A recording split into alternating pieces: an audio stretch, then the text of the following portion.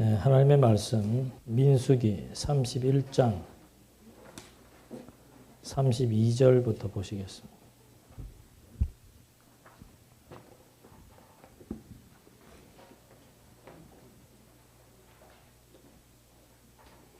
민수기 31장 32절 말씀. 군인들이 제각기 탈취한 노획물 2의 전리품은 양이 67만 5천 마리, 소가 7만 2천 마리, 나귀가 6천 마리 쭉 읽으시고 41절에 보니까 여호와께서 모세에게 명령하신 대로 모세가 예물을 여호와의 헌물로 제사장 엘르아살에게 주었다. 41절까지 말씀 봉독해 드렸습니다. 이제 미디안 땅이면은 요단강 동편 지역입니다. 거기를 하나님께서 이제 정복을 먼저 시켜서 원래 아브라함에게 약속했던 대로 이 가나안 땅도 반드시 정복할 수 있다라고 하는 그런 확신을 심어주기 위해서, 확정을 주기 위해서 먼저 동편 땅을 정복하게 하시는 겁니다. 그래서 그 미디안 땅을 정복하고 분배케 하시는 거. 그러니까 하나님께서 당신의 언약을 이루어 나가시는 과정을 보면 굉장히 치밀하고 믿지 않을래야 믿지 않을 수 없도록 섭리를 해나가시는 겁니다. 그러니까 여기가 약속의 땅이죠. 가나안 땅.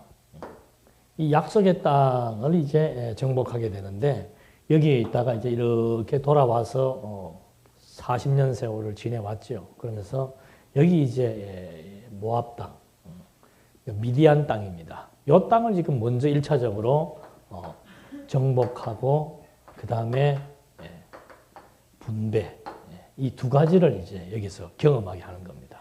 이것을 미리 경험하게 하시는 이유는 열조 아브라함과 이삭과 야곱에게 언약했던 이 땅 역시도 들어가면은 반드시 정복하고 분배하게 하신다. 하나님의 뜻, 정복은 하나님의 능력이고 분배는 하나님의 작정이죠. 하나님의 뜻대로 해서 하나님은 언약을 성취하시는 여호와라고 하는 사실을 확정시켜주기 위한 그런 이제 의도를 갖고 하나님께서 이렇게 섭리를 해나가시는 겁니다. 그래서 먼저 전쟁을 위해서 무장을 시키고 전쟁을 치르게 한 다음에 승리하게 하시고 승리하게 한 다음에 탈취물들을 가져오니까 그런 탈취물들을 다 또 성결시키시고 그 다음에 그 탈취물들을 이제 하나하나 분배케 하기 위해서 그 탈취물 내용들을 지금 다 하나씩 항목을 다 지금 열거하는 겁니다. 그러니까 전쟁을 치러서 우리가 지금 분배하기 전에 무엇이 수입에 대해서 수입을 철저하게 확인시켜 주는 겁니다. 양은 몇 마리고 소가 몇 마리고 무엇은 어떻고 다 수입 품목 확인한 다음에 그 수입에 대해서 하나님께서 정해놓으신 분복 따라서 확실하게 분배해 주시는 이런 하나님의 섭리 역사. 그래서 여호와의 능력으로 땅을 정복하게 하시고 여호와의 뜻 따라 분배하게 하시는 하나님의 섭리 역사. 그래서 이런 하나님에 대해서 이제 그 경험한 그 아브라함이 그 하나님에 대한 고백을 이제 뭐라고 고백하는 겁니까? 하나님은 분배의 핵심은 뭔가 하면 이미 취하기도 이전에 뭐 한 거예요. 다 나눠준 거예요. 참 신기하지 않아요? 뭐가 들어온 것 가지고 그때그때 분배하면 되는데 하나님은 미리 여기 들어가기 전부터 뭐 한 거예요? 다 12지파가 가져야 될 거를 다 분배를 해놓은 거예요. 그래서 하나님은 없는 것도 어떻게 해요? 없는 것도 있는 것 같이 여기시는 분이시다. 근데 그게 없는 게 아니에요.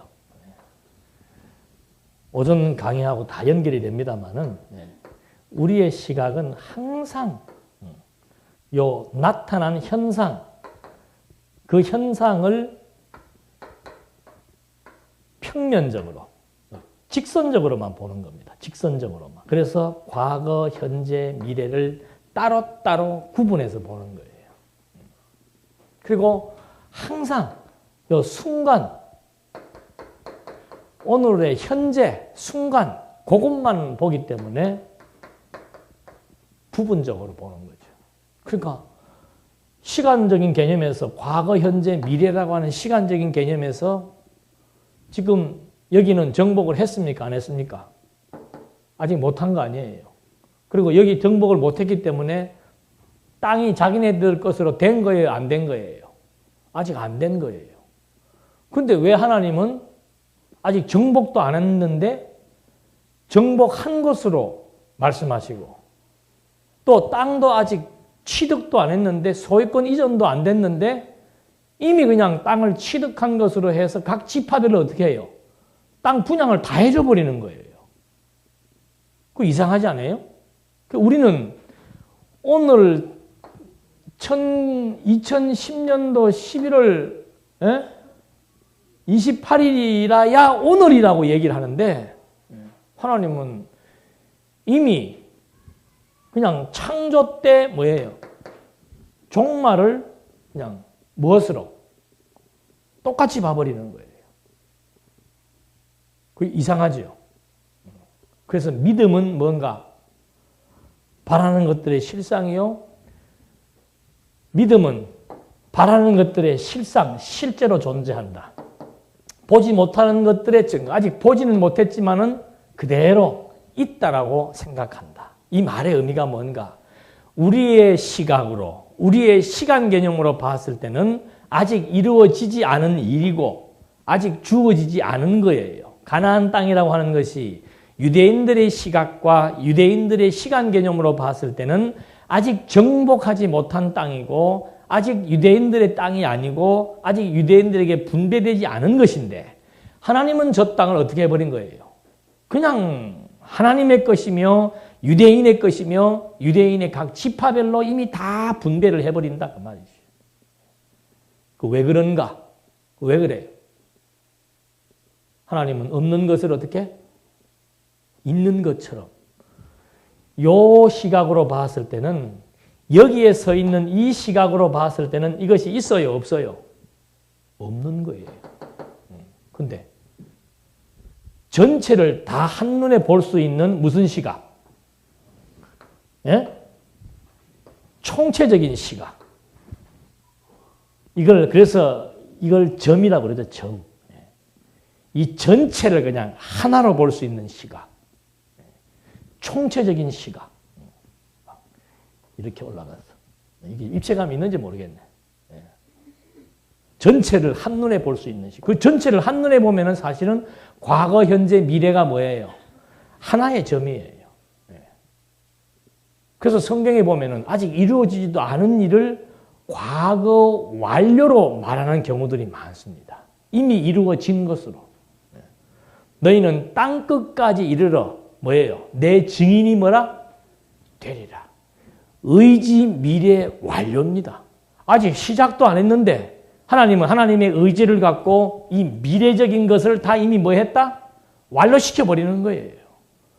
그게 하나님의 시간 개념, 하나님의 영원성이라 그 말입니다. 그러니까 우리가 이런 총체적인 시각, 영혼의 개념을 갖고 이거는 이제 완전히 현상과 반대되는 본질이라 그랬습니다. 본질. 여기는 평면으로만 보죠. 과거, 현재, 미래라고 해서 평면적 개념을 가지고 보지만 여기는 입체예요. 입체. 과거, 현재, 미래를 한눈에 조망해 볼 수 있는 입체적인 시각. 여기는 당연히 평면에 의한 점점점 해서 부분만 보고 순간에만 집착을 하지만 이건 전체를 바라보는 그런 시각의 변화, 개념의 변화, 사고의 변화, 이런 변화가 바로 이 세계를 바라보는 그런 시각화되어지는 거죠. 그러니까 이 기준에서 봤을 때는 이거는 없는 것이에요. 그러나 사실은 이 기준에서 보면은 이게 뭐예요? 이게 점에 불과한 거라 그 말입니다. 그러니까 어떤 관점에서 현실을 바라보느냐? 이 관점에서 현상적이고 평면적이고 부분적인 관점에서 현실을 바라보면은 항상 현실의 종이 될 수밖에 없는 겁니다. 그러나 이 관점에서 여기를 바라봐 버리면은 이거는 여기로부터 자유인이 될 수 있는 거예요. 이게 하나의 점으로밖에 안 보인다 이 말입니다. 그래서 이것 자체로는 의미가 없는 거예요. 이것은 부분이라는 것은 반드시 전체 속에서의 부분을 봐야 그 부분의 이유와 의미와 가치가 드러나는 것이죠. 부분 자체로만 가가지고는 그게 도대체가 이게 무슨 의미인지를 모르는 거예요. 그러니까 이 전체를 보지 못하고 본질을 이해하지 못하고 현상 세계만 보는 사람들은, 부분만 보는 사람들은 현상 세계에 나타난 것에 의해서만 가치 평가를 할 수밖에 없다는 얘기죠. 그러니까 보이는 게 다예요, 이 사람들은. 눈에 보이는 것만이 다라 그 말입니다. 보이지 않는 것은 그건 의미가 없는 것이고 보이는 것이 다지요. 그냥 눈에 보이는 게 뭡니까? 나타난 현실적인 것, 성공한다, 돈 많이 번다, 건강한다, 높은 지위에 승진했다, 많은 것을 가졌다, 힘이 세다. 이게 전부 현실이에요, 현실. 그게 매일 수밖에 없는 거죠. 뭘 모르니까? 보이지 않는 본질의 세계에 대해서 볼 수 있는 시각이 없기 때문에 눈이 가려워져 보인 거죠. 그게 타락이에요. 그러니까 이 세계를 봐야만 이 세계의 진정한 평가가 나타나는데 이 세계는 모르고 맨 이 세계만 바라보고 요 점에 불과한, 이게 올라가면 점이란 말입니다. 요 점에 불과한 요 세계만 바라보니까 여기에서 발생되어지는 사건에 함몰되고 여기에 주어지는 환경에 함몰이 되고 여기에 주어지는 그 변화무쌍한 일들에게 같이 그냥 마음을 뺏기니까 이 마음이 중심을 못 잡고 항상 마음이 요동을 치는 거예요. 마음 요동 치는 게 스트레스 아니에요. 쳤다가 깔아앉았다가 쳤다가 깔아앉았다가 치면은 조울증이고 깔아앉으면 우울증이고. 그게 왜 그런가? 마음에 정함이 없는 이유가 뭔가? 여기만 보이기 때문에 그런 거예요. 여기만 보이기 때문에. 그러니까 베드로가 하는 말도 뭔가? 이 세계 보라 이 말이에요. 이 세계. 이 세계를 보고 여기를 봐야 이 세계 제도에도 순복할 수 있고 이 세계의 여건에도 만족할 수 있고 이 세계가 어떤 의미인 줄 아니까 이 세계에 절대적인 가치를 부여하지 않을 수 있다. 그런 시각이 딱 주어져야 바울이 그런 말을 했어요. 바울이 고린도서에서 보니까 무명한 자 같으나 유명한 자요.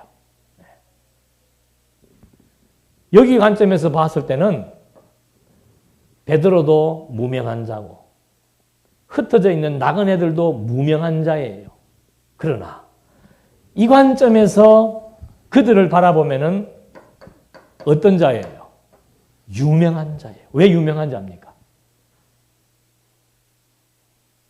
네? 나그네들이 왜 유명한 자예요? 네? 어저께 그 아시아 게임 폐막할 때 우리나라 가수 비가 공연했을 때 누가 유명한 자가 되는 거예요? 비가 유명한 자인데 김진아 보고 유명한 자를 하겠어요? 안 하겠어요? 택도 없는 소리죠. 근데 우리를 보고 우리는 뭐라고 얘기하는 거예요? 유명이라는 게 자꾸 인기 여기 개입되면 생각이 안 돌아가는 겁니다. 인기가 여기 자꾸 들어와서 유명한 사람이다, 유명한 사람. 그 개념이 들어오면 이게 풀리지 않는 거예요. 아까 우리 권사님 말씀하신 대로 우리가 왜 유명한 자예요? 뭐니까? 어디의 개념에서 봤을 때? 본질적인 개념에서 봤을 때. 제일 중요한 게 본질이에요, 본질. 아니, 뿌리 없는 나무가 어디가 있습니까? 뿌리 없는 나무가. 뿌리 없는 나무는 아무리 화려해도, 뿌리 잘라버리면 아무리 화려해도 며칠만 지나면 어떻게 돼요? 다 썩어버리게 되어 있는 거예요. 그러니까 본질적인 판단이 그만큼 중요한 겁니다. 현상적인 판단이라고 하는 것은 그건 속는 거예요, 잘못하면은. 본질적인 판단, 근본적인 판단. 무명한 자다. 이 기준에서 봤을 때는 무명한 자지. 뭐 그렇게 뭐 인기인도 아니고 아무 알아주는 사람도 없는데 그 무명한 자니 아니에요? 무명인이다. 근데 왜 유명인이 되었는가? 여기에 기준으로 봤을 때는 유명인, 무명인의 기준이 다르죠. 그래서 이 하나님, 본질적인 하나님의 기준에서 봤을 때는 우리는 유명한 사람이다. 왜? 무엇이기 때문에? 성도이기 때문에. 하나님의 관심이 어디에만 쏟아져 있습니까? 온 국민의 관심이 한 사람에게 쏟아지면 그 사람이 유명인이 되는 거 아니에요. 근데 하나님의 관심이 어디에 향해 있는 겁니까? 성도를 향해 있는, 그래서 유명인이라고 말입니다. 예. 바울은 여기를 본 사람 아니에요. 그러니까 막 그런 개념을 가지고 이렇게 엄청난 얘기들을 지금 막 쏟아붓는 거예요. 무명한 자 같으나 유명한 자고, 죽는 자 같으나 뭐예요? 예. 아니, 막 끌려가가 막 징계를 받으나 또 뭐예요? 살고. 끌려가서 매 맞고 굶고 고문당하고 잠 못 자고, 이건 완전히 막 이 세계에서 기준으로 봤을 때는 패배자죠. 패배자. 실패자고 패배자고 낙오자인데, 죽는 자 같으나 어떤 자예요? 사는 자다. 그게 무슨 말이에요? 바울이 말년에 폈어요, 안 폈어요? 바울은 초년은 좋았는데, 초년 중년은 좋았는데, 그는 그리스도를 만나고 나면서부터 인생은 어떻게 된 거예요? 가면 갈수록 어떻게 된 거예요? 그래서 제가 자꾸 여러분들 그 말씀 드리는 거예요. 권고해 드리는 거예요. 여기에서 평안하게 사시려면 누구를 떠나거라? 여호와를 떠나거라. 지구를 떠날 필요는 없죠. 어차피 떠나게 돼 있으니까. 바울은 그리스도를 만나고 나면서부터 그의 인생은 어떻게 된 거예요? 역전돼 버리는 거예요. 어느 기준에서 봤을 때, 이 기준에서 봤을 때는 역전되는 실패자였죠. 그래서 바울이 징계를 받는 자 같았지만 나는 결코 거꾸러지지 않았고, 내가 죽임을 당해서 죽는 자 같이 보였지만 나는 어떻다? 산다. 왜? 영원한 삶을 약속받은 사람이기 때문에. 달라요. 바울 자신이 자신을 평가하는 기준이 다릅니다. 성도요, 무명하지만 유명한 자요, 죽는 자 같으나 징계를 받아서 모든 것이 패배한 자 같았으나 그는 영원한 생명을 가진 자다. 그리고 근심하는 자 같으나 뭐예요? 이 기준에서 봤을 때는 근심하는 것처럼 보이지요. 겨울에 옷도 한 벌밖에 없고. 여러분 생각을 해보십시오. 초창기에 사도 바울이 가는 곳곳마다 어떻게 했어요? 수없이 많은 사람들이 따랐습니다. 그러니까 우리 인간들이 가장 이 사회 속에서 견디기 힘든 병 중에 하나가 뭐예요? 그게 소외예요. 소외. 혼자 있다라고 하는 거. 그래서 우리는 학교에서도 그 왕따시키는 걸 아주 나쁘게 보잖아요. 혼자 있다라고 하는 거.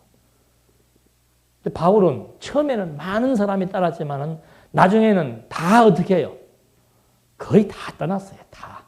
그러니까 바울이 다 쓰잖아요. 아무개는 세상이 좋아서 떠나갔고, 아무개는 나를 막 그냥 죽이려고 했고, 아무개는 나를 막 거짓 사도로 모함을 했고, 아무개는 나를 힘들게 했고, 뭐 다 일일이 이 귀한 성경책에다가 열거를 하잖아요. 그게 세상적으로 이 기준에서 봤을 때는 얼마나 실패했고, 사람들 다 떠났고, 주변에 말할 친구도 없고, 소외되고 근심되고 막 고독에 몸부림치는 그런 노래가 있잖아. 가을 되면은 막. 예? 그게 인간들로부터 견디기 힘든 거란 말입니다. 근데 바울은 뭐라고 그래요? 근심하는 자 같으나 어떻다? 기뻐하는 자라. 왜 기뻐하는 거예요? 왜 다 떠나고 아무도 없는데도, 왜 세상적인 것, 가진 것 아무것도 없음에도 불구하고 왜 바울은 기뻐하는 겁니까? 이게 있습니다. 하나님으로부터 받은 약속이 있으니까, 소망이 있으니까. 그냥 바울의 인생이 얼마나 멋있습니까? 이 전체 속에서 여기를 바라보니까 자기에게 주어지는 삶의 방향, 의도, 태도 정확히 알잖아요. 그 달려갈 길 딱 알죠. 그 길을 그냥 달려가는 게 아니고 내가 무엇 하면서 달려가야 된다는 걸 아는 거예요. 그 선한 싸움을 하면서 믿음을 끝까지 지키며 자기의 달려갈 길을 다 달려왔느라. 사람이 있든지 없든지 상관이 없이. 저는 가끔 어제도 엊그저께도 지난 주간에 보니까 그 가톨릭 신부 한 분이 정말 인간적인 강의예요. 정말 인간적인 강의. 뭐 돈으로 어떻게 관리하고 막 여러분도 아마 또 이런 거 좋아하실 줄 모르지만 돈 관리는 어떻게 하고 노후에는 재산 관리를 어떻게 하고 돈을 어떻게 써서 친구를 사귀고 나이 들어서 혼자 있으면 외롭다. 나이 들 때는 말을 적게 하고 뭐를 열어라? 네, 그걸 잘 안 해. 지갑을 열어라, 뭐. 네. 그걸 가만 들면서. 저는 뭐 거의 일주일에 거의 혼자 살아요. 네. 여기 뭐 한 4, 5일 지내고, 주일날 여기서 여러분들하고 같이 지내는 시간은 여기 같이 지내고, 사람들하고 더불어 사는 시간은 기껏 일주일에 한 번 정도밖에 없습니다. 네. 근데 한 번도 고독하다, 외롭다, 쓸쓸하다, 아, 내가 좀 친구를 만나야 되겠다, 찾아야 되겠다, 예? 뭐 결혼식, 장례식 이래서는 안 되지. 그래서 소외감이 들거나 고독에 몸부림치거나 외로워하거나 어떤 사람들은 날 보고 해맑게 살아서 해맑게 사는 이유가 있습니다. 예, 제가 무슨 여기 단세포가 되어서 해맑게 사는 게 아니에요. 예. 저도 이쪽에만 관심 가지면 무지하게 복잡한 사람이에요. 여기에 초점을 맞추니까 이게 아무것도 아닌 거예요. 그건 뭐 사람 만나봤던들 정말이에요. 시간 아까워요. 한 번도 외롭다거나 고독하거나 쓸쓸하거나 낙엽이 지니까 쌓였구나라고 하는 거지. 어떤 사람은 낙엽 지는 거 보고 아, 나무잎이 2개가 남았네, 하나가 남았네. 왜 그랬는가? 확실한 세계, 확실한 자기의 일, 확실한 삶의 방향, 그것만 딱 결정돼 버리면 있어도 그만, 없어도 그만이에요.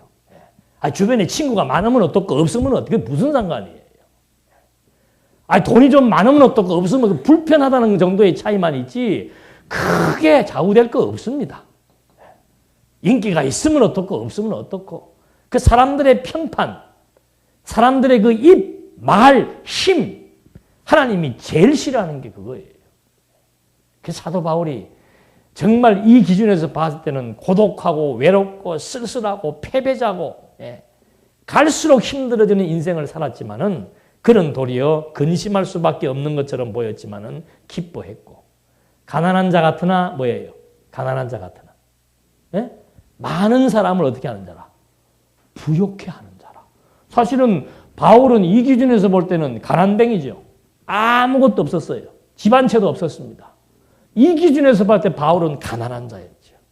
그러나 바울은 실제는 어떤 자예요? 많은 사람들에게 뭘 전달해 주는 자? 복음을 통해서 이 세계를 깨우쳐 줄 수 있는 진짜 부여한 자. 모든 게 마지막에 그래요.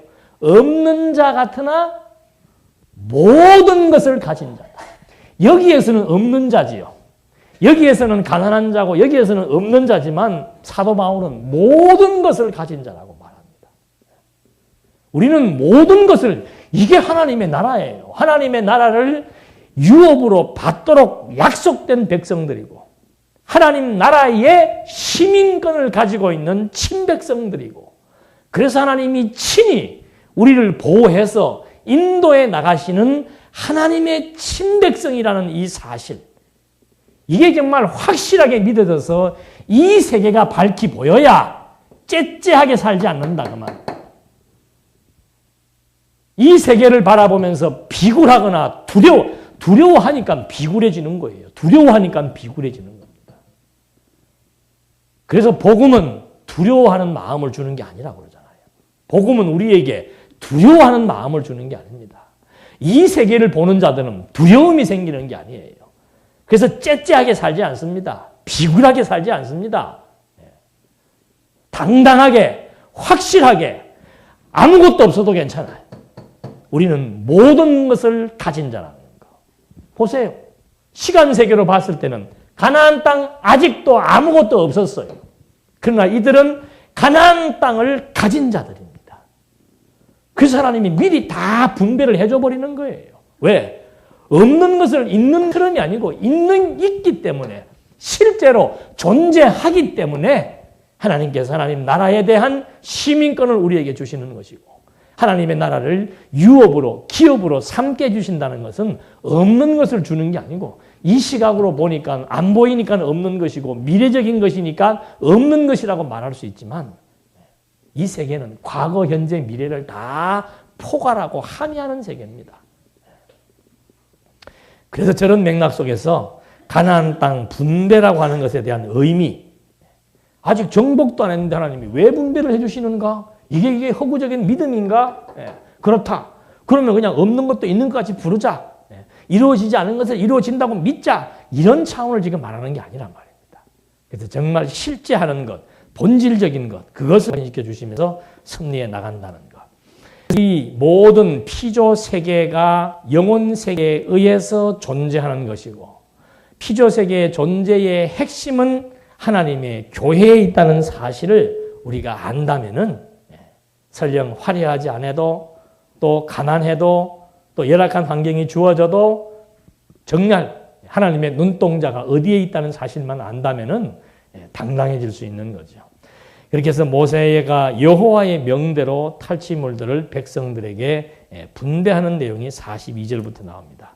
모세가 전쟁에 나간 사람들로부터 나누어 이스라엘 자손들에게 준 절반, 곧 회중이 얻은 절반은 양이 33만 7,500마리, 소가 주르륵 나오면서 47절에 모세가 이스라엘 자손들의 절반 가운데서 사람과 짐승의 50분의 1을 떼어내어 여호와께서 모세에게 명령하신 대로 여호와의 성막의 일을 맡은 레위 사람들에게 주었다.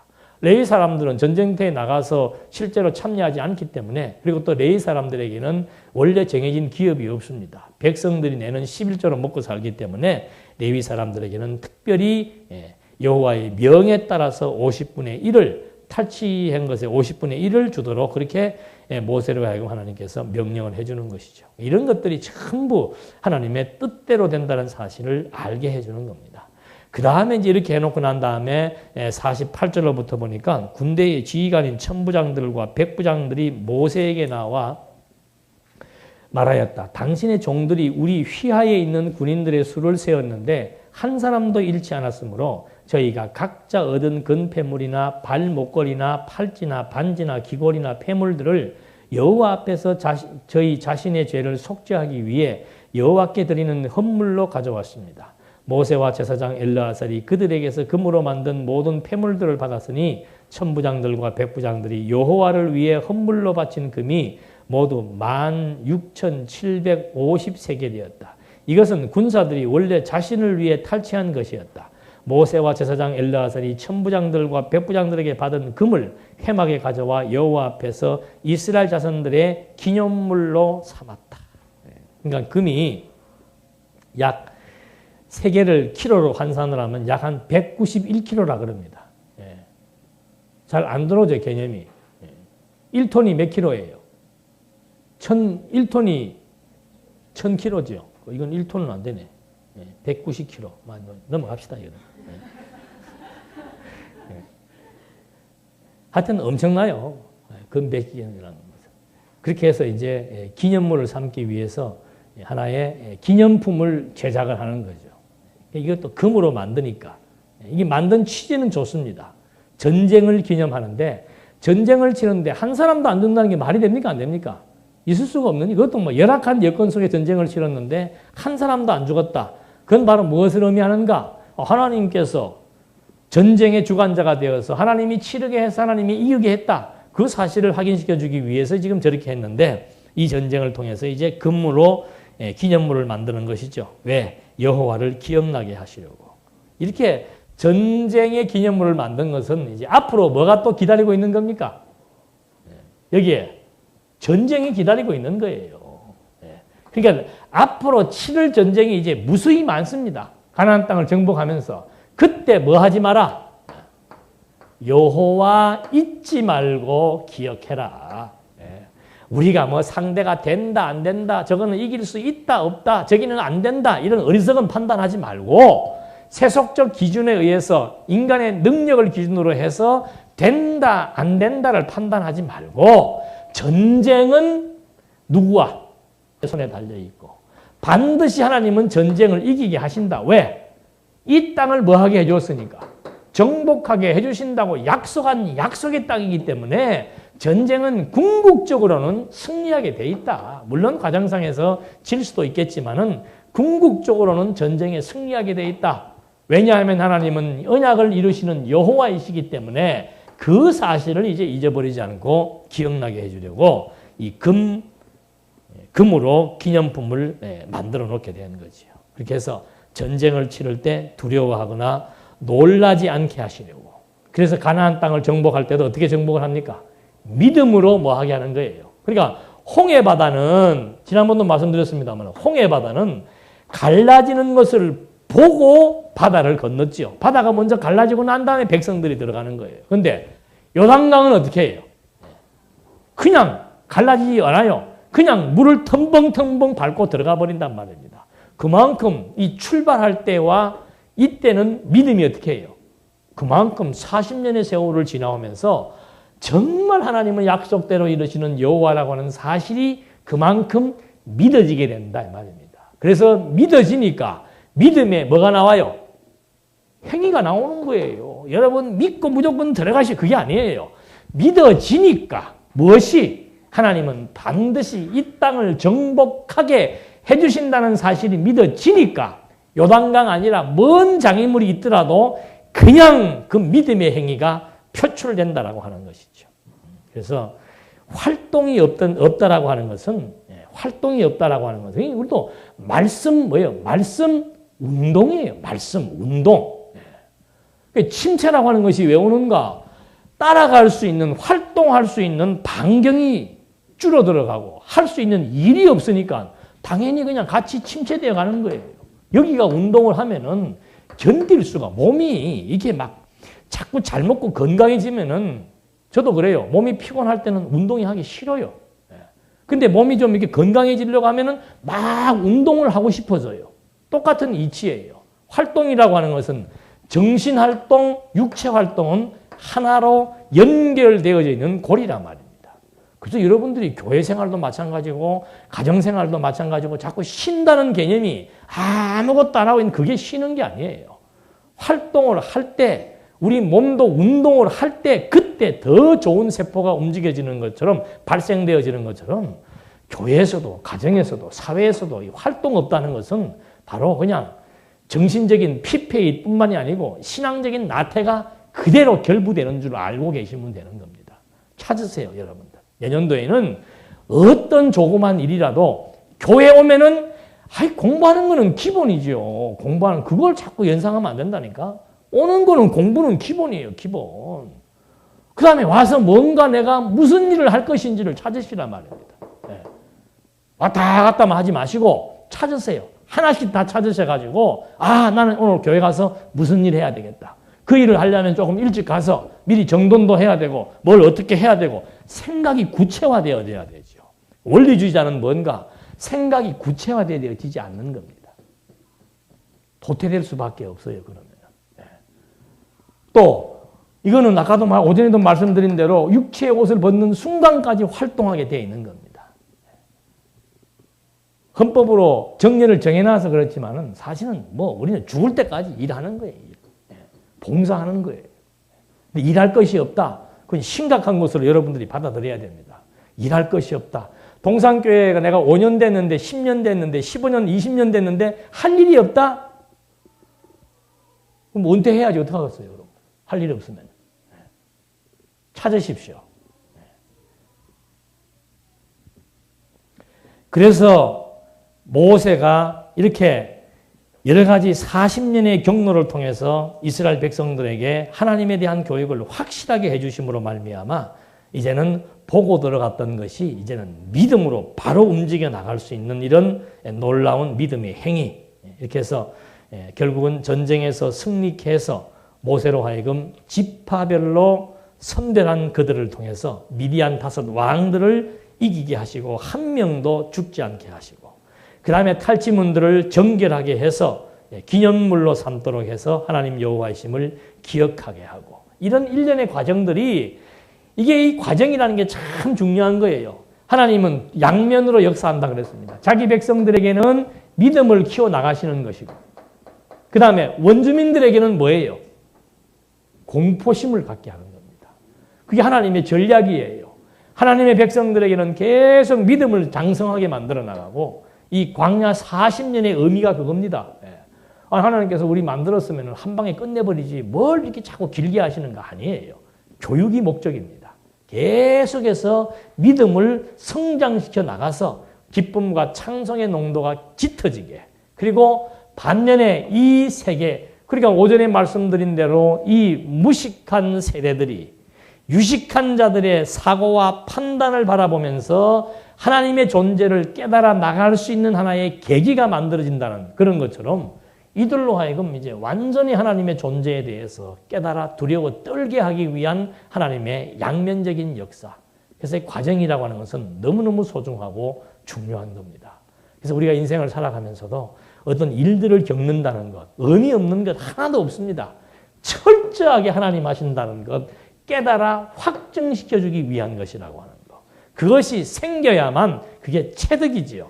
체득하고 험정하는 신앙이 있어야만 그것에 의해서 믿음으로 이제 정말 요단강을 밟아 나갈 수 있는 그런 담력, 두려움에서 담력이 발생하게 되는 겁니다.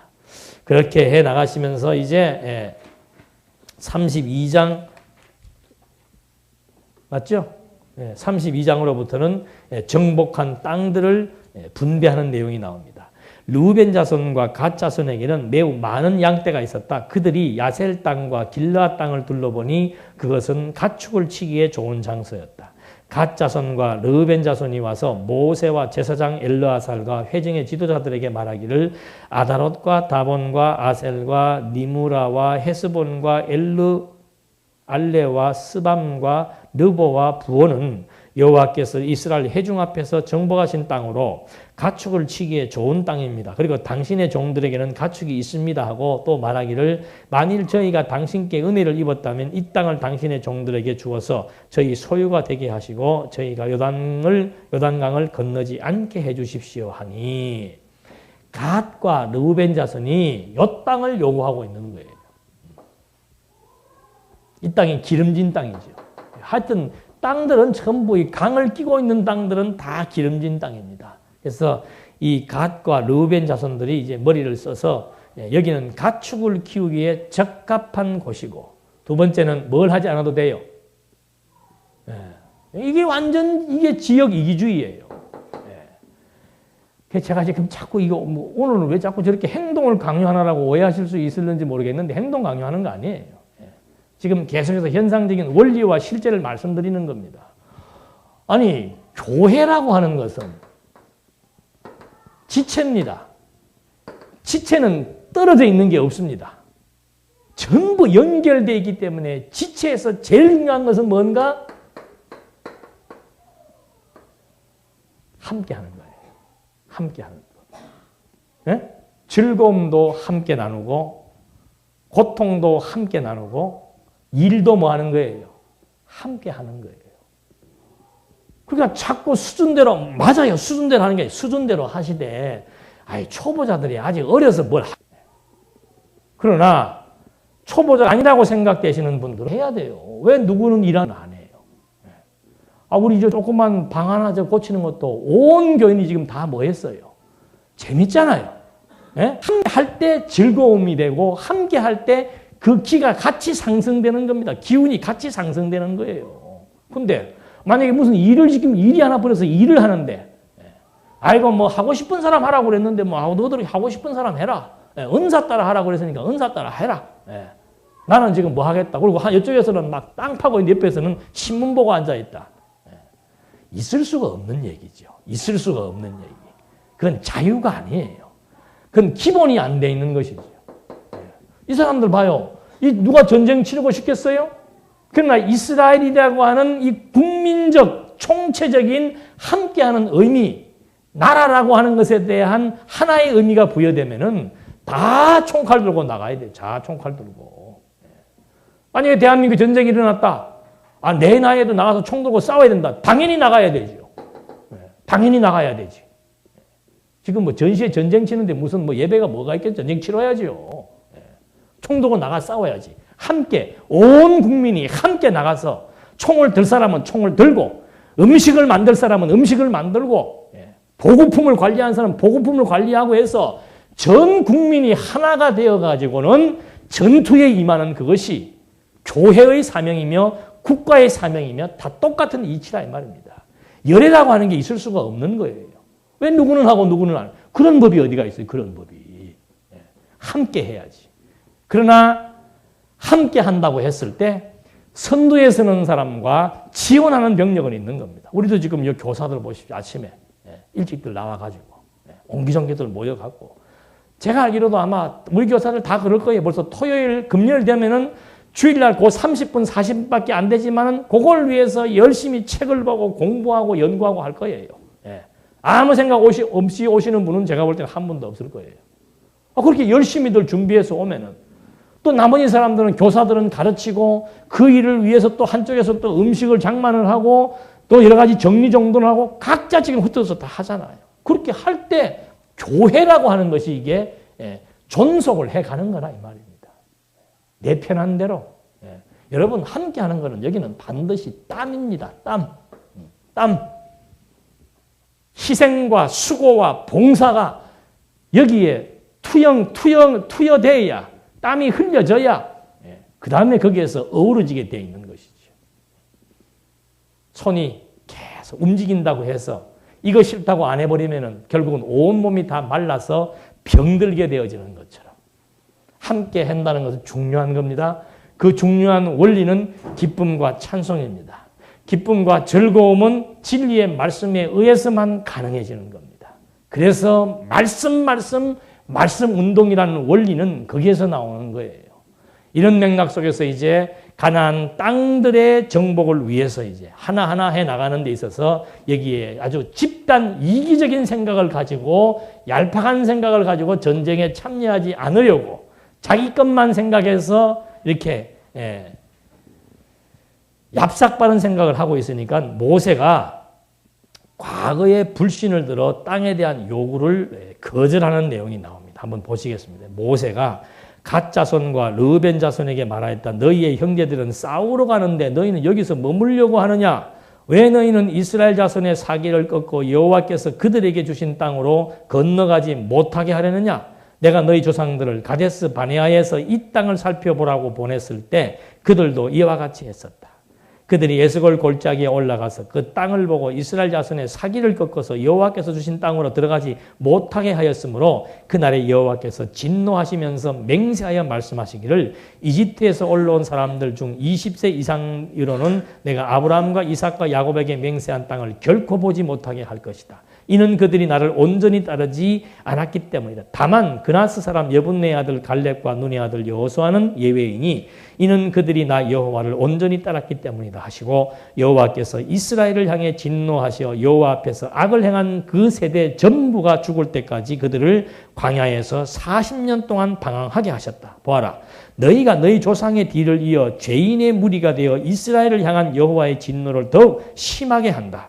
너희가 여호와를 떠난다면 여호와께서 이 백성을 계속 광야에 내버려 두실 것이니 결국 너희가 이 모든 백성을 멸망시킬 것이다.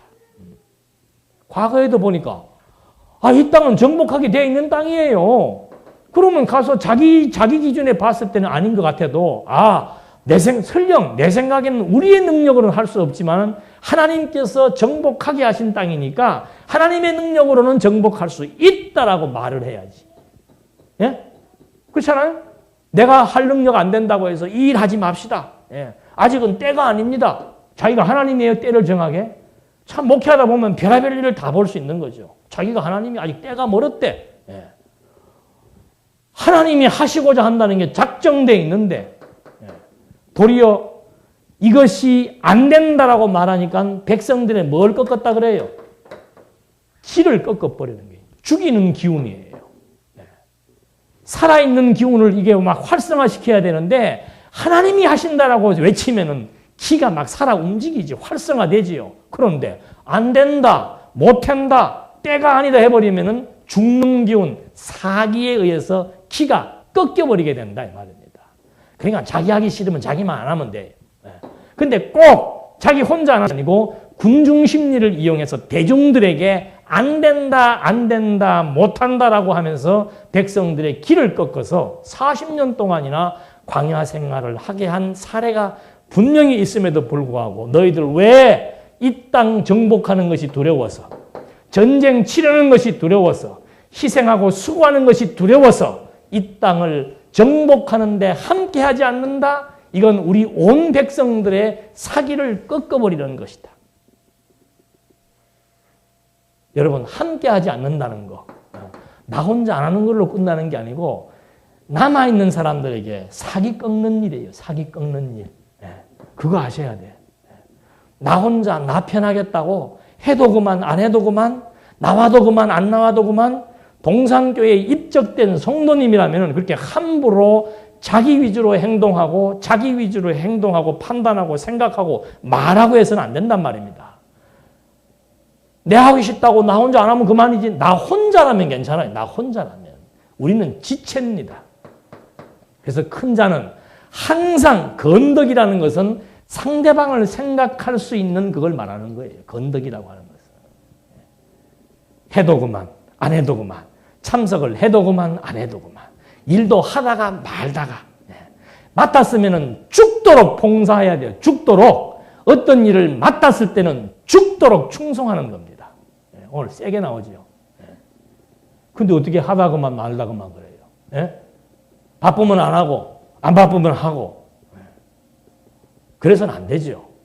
정말 위급한 사태가 발생했을 때는 그 일에 대해서는 어떤 식으로든지 간에 마무리를 해놔야 되는 거야. 안 그러면 전체의 사기를 꺾어버리는 일이라 이 말이죠. 이건 지역 이기주의고 개인적 이기주의를 지금 여기서 잘 표명을 해주고 있는 겁니다. 그래서 모세가 일단은 거절을 하는 거죠. 당신들의 행동, 당신들만 편하겠다, 개인적인 편의주의, 냉소주의, 이거는 전체의 사기를 꺾는 일이기 때문에 안 된다라고 지금 일단 모세가 과거의 예를 들어서 말하고 있는 것입니다. 다음 시간 계속하시겠습니다. 하나님 아버지, 이스라엘 민족들이 가나안 땅을 정복해 나가는 과정을 통해서도 철저하게 하나님의 뜻에 따라 하나님의 백성들의 생각과 판단을 움직이셔서 하나님의 하심을 깨닫게 하심을 또 한 번 확인해 보았습니다. 오늘 그리스도의 몸된 교회의 지체가 된 저희들 정말 진리를 위해서 모으셨고 진리를 위해서 살게 하심을 잊지 말고 진리와 함께 모든 것을 할 수 있도록 우리에게 생기를 불어넣어 주시옵소서. 예수님의 이름으로 기도드립니다. 아멘.